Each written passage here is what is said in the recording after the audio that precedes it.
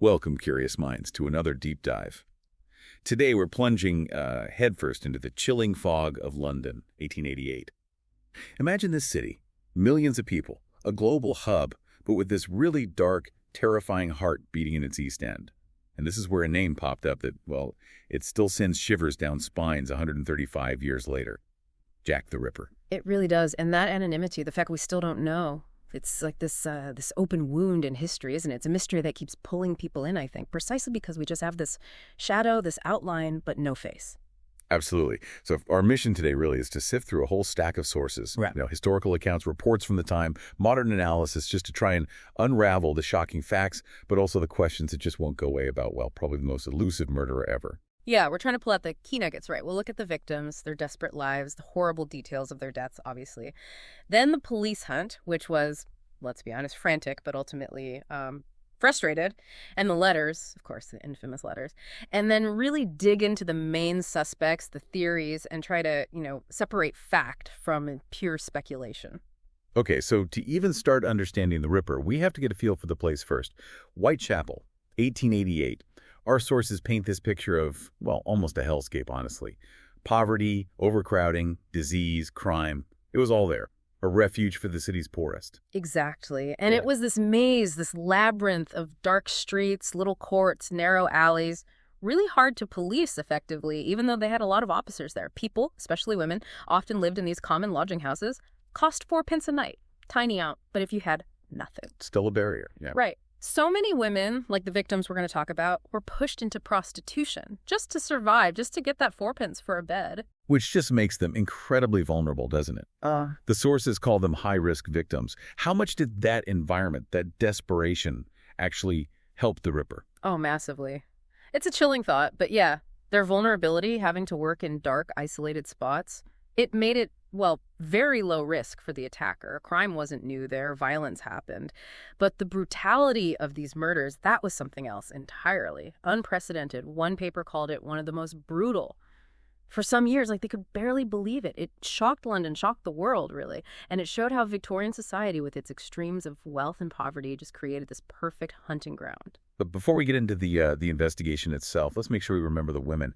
Their lives often get lost behind the legend of the killer. So the Canonical Five, these are the 5 victims generally agreed upon as Ripper victims because of, the pattern, the brutality. Who were they? Right. We have Ann Nichols, Annie Chapman, Elizabeth Stride, Catherine Eddowes, and Mary Jane Kelly. And the terror really grabbed hold with the first one, Ann Nichols. Found August 31st, 1888. Very early morning, 3:40 a.m. in Bucks Row. Yeah. Her throat was slashed twice. And her abdomen mutilated. Deep, jagged cuts. The investigators back then thought the killer must have had some rough anatomical knowledge. Attack the vital parts, they said. And the heartbreaking thing, reading the sources, is that she'd just been turned away from a lodging house. Didn't have the money. So she was out on the street, incredibly vulnerable, found just minutes after she died, apparently, even though police patrols had been through there. Right, and straight away, the police hit a wall. No witnesses, no weapon found, no blood trail leading away, nothing. The lead investigator, Inspector Helson, basically said, not an atom of evidence can be obtained. A really frustrating start. Yeah, set the tone, didn't it? Then, just over a week later, September 8th, Annie Chapman. Found around 6 a.m., this time in a backyard, 29 Hanbury Street. And here, you see a clear escalation. More violence. Her throat was severed right down to the spine, abdomen laid open, and part of her uterus was missing, taken. Dr. George Phillips, who examined her, called it precise and methodical. He noted considerable anatomical skill, said it wasn't like, a mere slaughter of animals. These were not meaningless cuts, in his view. Horrifying. The savagery just ramping up. Chapman, too, had been denied lodging that night. And the timeline gets confusing here as well, doesn't it? There's a witness, Elizabeth Long, who saw Chapman with a man around 5:30 a.m., but Dr. Phillips thought she died maybe an hour earlier. Yeah, based on body temperature, he estimated maybe 4:30 a.m., but then another witness, John Richardson, was actually in the backyard around 4:45 a.m. and said he saw nothing, so it's all a bit muddled. And adding this really eerie touch, the killer apparently arranged some of her things, a bit of cloth, some combs near her feet. Chilling. Okay, then came what's known as the double event, September 30th, possibly the most terrifying night of the whole spree. He killed twice in less than an hour. That's right. 45 minutes apart, less than a kilometer between them. First, Elizabeth Stride. Found 1 a.m. in Dutfield's yard. Her throat was cut deeply, but the rest of her body was untouched. The police theory was that the killer got interrupted. Interrupted? How? By a man named Louis Diemschutz. He was driving a pony and cart into the yard. He was the steward of a club there, probably scared the killer off before he could continue. And there was a witness, Israel Schwartz, who saw a man arguing with the woman throw her to the ground. She screamed 3 times, might have been Stride right before the attack. Wow, okay, so interrupted maybe. Yeah. But then just 45 minutes later, 1:45 a.m. in Mitre Square. Catherine Eddowes. And this time, the attack was ferocious. Throat severed, face horribly slashed, abdomen mutilated. Her left kidney and uterus were gone, taken. This one was described as perhaps the most surgical of the attacks. Although, interestingly, the doctors disagreed again. Dr. Brown thought it looked like a butcher's work, but Dr. Segura said, no signs of great anatomical skill. That disagreement itself is fascinating. The skill level. Was he a doctor, a butcher, or just lucky? And after Eddowes, there was a clue found, wasn't there? Or potential clue. Yes. A piece of Eddowes' apron, bloodstained, was found in a doorway on Golston Street, not far away. And near it, chalked on the wall, was graffiti. The Jews are the men that will not be blamed for nothing. The Jews. So immediately an anti-Semitic angle comes up. Exactly. But then, controversially, the police chief, Sir Charles Warren, who happened to be a Freemason, ordered it to be wiped off before dawn. He said he feared anti-Jewish riots.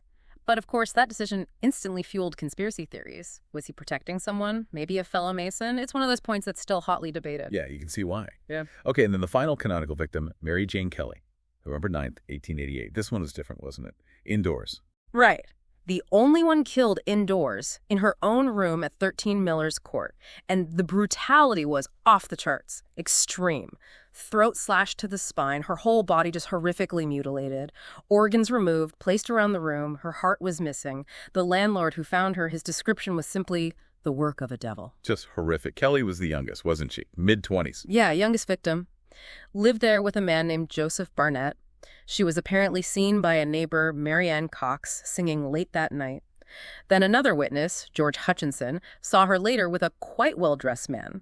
Said she invited him into her room. That might have been the last time anyone saw her alive, besides the killer. And this time, the police actually took photographs of the crime scene, a new step for them, showing maybe a new determination to document everything. Looking back at these 5 murders, you definitely get that sense of escalation you mentioned. The violence getting worse, bolder, maybe. Absolutely. The sources definitely point to that. Each killing seemed to show more savagery, more time spent at the scene.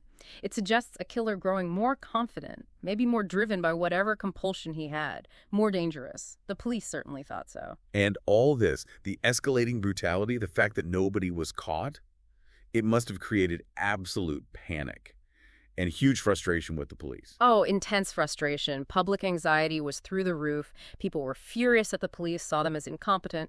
It got so bad that eventually both the police commissioner and the Home Secretary resigned over it. Wow. But I mean, looking back, the police faced a huge task, didn't they? Right. Overcrowded city, no real forensics like we have today. Exactly. It was incredibly difficult. One newspaper said something like finding a specific man in the East End was like finding a grain of sand, just lost in the masses. And Inspector Aberline, one of the main detectives, famously complained, "Theories! We were lost almost in theories. There were so many of them. They were just drowning in information, tips, hoaxes." And the newspapers weren't helping, right? Literacy was rising, so more people were reading these papers, and they were just filled with sensational headlines. Sounds like one of the first proper media frenzies. It really was. You can almost compare it to things like, OJ or Jean Bonnet in modern times. Huge public fascination, fueled by the press. Initially, the killer had this nickname, Leather Apron, based on some early, possibly mistaken witness stuff. But then the letters started arriving, and that changed everything. That's how we got Jack the Ripper. Right, the letters. The first big one was the Dear Boss's letter. Came in late September 88, right before the double event. That's the one, received September 27th. And the content was just chilling. The writer claimed responsibility, taunted the police, won't fix me just yet, expressed this real hatred for horrors, and then made this threat. Promised to clip the lady's ears off next time. Yeah. And it was signed, for the very first time, Jack the Ripper. And that's the name that stuck. Instantly iconic, infamous. The police held it back at first, but then released it after the double murder. They did, which, just poured fuel on the fire, amplified the terror. But there's always been this counter theory, hasn't there, that maybe it was a hoax? Yeah, I've read that. Like, Maybe some journalist trying to drum up sales. George Sims is sometimes mentioned. Because apparently, the panic was actually dying down a bit just before the letter appeared. It's definitely plausible. Media manipulation wasn't exactly unknown then, but the timing is tricky because just days after that letter, Catherine Eddowes was murdered, and part of her ear was cut or mutilated. Was that him trying to follow through on the promise? It gives the letter some weight. Plus, modern linguistic analysis suggests the same person probably wrote Dear Boz, and the next one, the Saucy Jackie postcard. Ah, the postcard that arrived October 1st. Yeah. And crucially, it mentioned the double event stride in Eddowes before those details were widely public. That really suggests it came from someone with inside knowledge, probably the killer. Okay, and then the third really famous one, the From Hell letter. This one came with a package. It did. Sent October 16th to George Lusk, who was head of the Whitechapel Vigilance Committee, like a citizens group trying to help catch the killer. And with the letter came half of a human kidney preserved in spirits. The letter claimed it was from Eddowes, and the writer said he'd fried and eaten the other half. Ugh, horrible. Yeah. But was it really Eddowes' kidney? Hugely controversial. Doctors confirmed it was a human kidney, probably female, suffered from Bright's disease, which Eddowes apparently had. But could they definitively link it to her? No. Many people at the time, including senior police officials like Anderson and McNaughton, thought it was likely just a gruesome hoax, maybe by a medical student trying to cause trouble. We still don't know for sure. But, authentic or not, these letters totally dominated the conversation. They cemented that terrifying name, Jack the Ripper, in the public mind. So the police have got this media storm, these terrifying letters, no solid leads. They started trying to profile the killer, right? Even back then. Yeah, a very early form of criminal profiling. Dr. Thomas Bond examined Mary Kelly's body and wrote a report.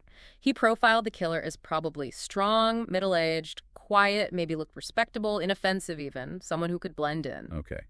But Bond also had that controversial opinion about the killer's skill, didn't he? He thought the Ripper had no real anatomical knowledge. He did, which flew right in the face of what Dr. Phillips and others had said about earlier victims. Bond thought the mutilations, even Kelly's, weren't skilled, just frenzied. It shows just how much disagreement there was, even among the experts looking at the evidence. So no clear picture even on that. What about eyewitness descriptions? Did they help at all? Well, if you sort of lump them all together, you get this general image. A man maybe 25 to 35 years old, average height maybe 5'5" to 5'7", stocky build, fair complexion, mustache, often seen wearing a dark coat, maybe a deerstalker hat, or similar. But you have to be so careful with that. The descriptions varied a lot, came from fleeting glances and dark streets, often from terrified people. They could be describing different men entirely, or maybe none of them actually saw a Ripper clearly. It's really shaky ground. Right. Easy to create a composite that doesn't actually match anyone. But what general assumptions did the police make about who this person might be? Well, the thinking was he was probably local, or at least knew Whitechapel incredibly well. Those back alleys, the escape routes, even police patrol times maybe. He seemed to know how to disappear. The timing of the murders, often weekends or near holidays, suggested he might have a regular job. And despite Dr. Bond's view, many investigators did lean towards him having some anatomical knowledge, maybe from a trade like butcher or maybe even medical training, though that was more speculative. Okay, so with that shaky profile in mind, let's dive into the suspects. There have been so many over the years, but let's focus on some of the key ones highlighted in our sources. Starting with Aaron Kosminski. He seems to be the one the police themselves most strongly suspected, right? He definitely emerges as a prime suspect in the notes of some top police officials after the fact. Robert Anderson, the assistant commissioner, and Chief Inspector Donald Swanson both named him, years later, in private memos. Kosminski was a Polish Jew living in Whitechapel, worked as a barber. He had known mental health issues, reportedly had a strong hatred of women, maybe prostitutes specifically, and was eventually committed to an asylum in 1891. So the police officials said he was their man, identified even. Anderson and Swanson claimed he was identified by a witness, also Jewish, but that the witness refused to testify against a fellow Jew, so they couldn't charge him. They basically said once Kosminski was in the asylum, the Ripper was safely caged, and that's why the murder stopped.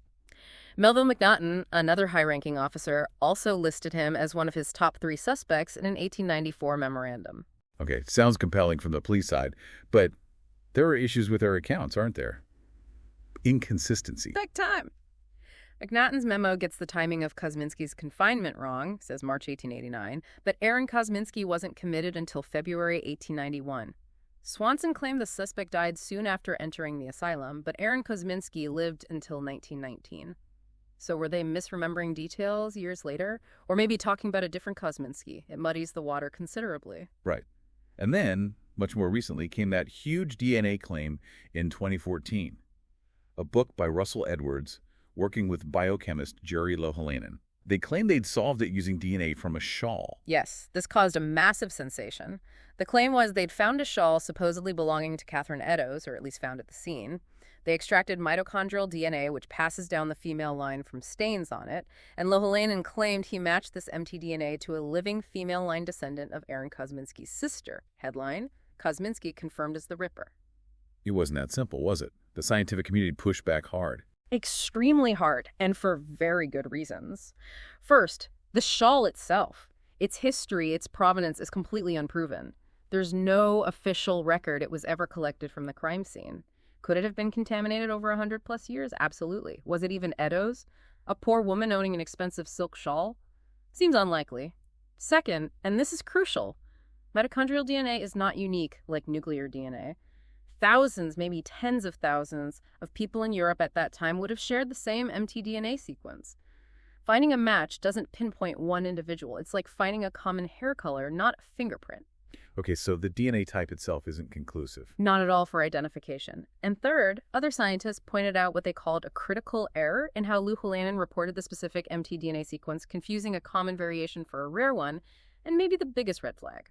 Lohelainen never published his detailed methods and findings in a proper, peer-reviewed scientific journal. That's fundamental for validating scientific claims. Sir Alec Jeffreys, the inventor of DNA fingerprinting, stressed how vital peer review is. Without it, it's just a claim in a book. So the Kosminski DNA solution, kind of, evaporated under scrutiny. Pretty much. It highlights how careful we need to be with sensational claims, especially blending history and cutting-edge science. The desire for an answer is strong, but the evidence has to hold up. Okay, moving on. What about Charles Lechmere, also known as Charles Cross? He's interesting because he was the first person to find Mary Ann Nichols' body. Exactly. He was a carman driving his cart to work very early that morning. He and another passerby found Nichols, but the theory around him flips it. What if he wasn't just the discoverer? What if he was the killer, interrupted just after the act? So he finds the body as a cover. That's the idea. Maybe he quickly hid the weapon, then found her when the other man approached. It might explain why Nichols' injuries weren't quite as severe as later victims. Maybe he didn't have time to finish. Adding to the suspicion, he gave his name to the police as Charles Cross, which was actually his stepfather's surname. His real name was Lechmere.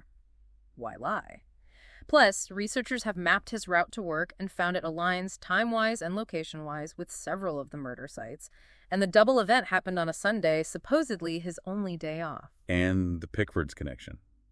Delivering meat. There's speculation he worked for Pickford's, maybe delivering meat carcasses, which could mean he was used to handling knives, seeing blood, maybe even dismemberment. It's plausible, but not proven. The big caveat with Lechmere is there's no record the police ever suspected him at the time. But then again, so many files are lost. He remains this intriguing possibility, the man who was right there at the beginning. Okay, let's shift to someone with a much more direct personal link to a victim. Joseph Barnett. He lived with Mary Jane Kelly, the last canonical victim. Barnett is a really compelling suspect for many ripperologists. His connection to Kelly is key. He was a fish porter. They lived together in Miller's Court. The narrative goes, Barnett lost his job. Kelly, needing money, went back to prostitution, which Barnett hated. He apparently disapproved strongly. They argued frequently, sometimes violently. Neighbors reported shouting a window was broken shortly before her death. So the theory is he snapped. Or maybe the earlier murders were aimed at her. Both theories exist. One is that he committed the earlier murders to try and scare Kelly off the streets, to show her how dangerous it was. When she wouldn't stop, maybe after their final big fight, he killed her in a rage, explaining the extreme, almost overkill nature of her murder compared to the others. He certainly had the opportunity. He knew her routine, knew the room, even apparently knew a trick to unlock the door from the outside if it was locked. And other details, the descriptions. He reportedly matched some of the general physical descriptions. Some sources say friends sometimes called him Jack. And crucially, the murderers stopped dead after Kelly's death. Barnett was questioned by the police for 4 hours, but they seemed satisfied with his alibi or explanation and let him go. Still, the motive, the access, the timing, it keeps him high on the list for many. A really disturbing possibility given their relationship. Okay, let's look at an outsider. Francis Tumblety, the American quack doctor. Right, Dr. Francis Tumblety. He called himself an Indian herb doctor, definitely a colorful character, likely a charlatan. And he had this known intense hatred for women, especially prostitutes. Some stories connect this to a disastrous early marriage. And he had a rather gruesome collection. Allegedly, yes. There are reports, though their reliability is debated, that he liked to show off anatomical specimens at dinner parties, including, according to one source, a collection of wombs of every class of woman. Really disturbing stuff, if true. Crucially, he was in London during the Autumn of Terror in 1888. He got arrested on unrelated charges of gross indecency, likely homosexual offenses.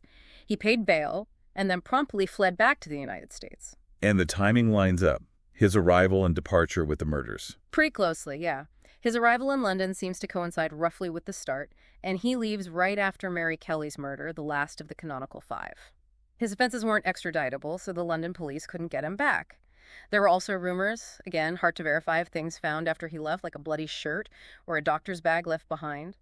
And years later, when he died in 1903, a plain brass ring was found among his possessions, supposedly similar to one taken from Annie Chapman. Okay, sounds suspicious, but there are problems with Tumblety too.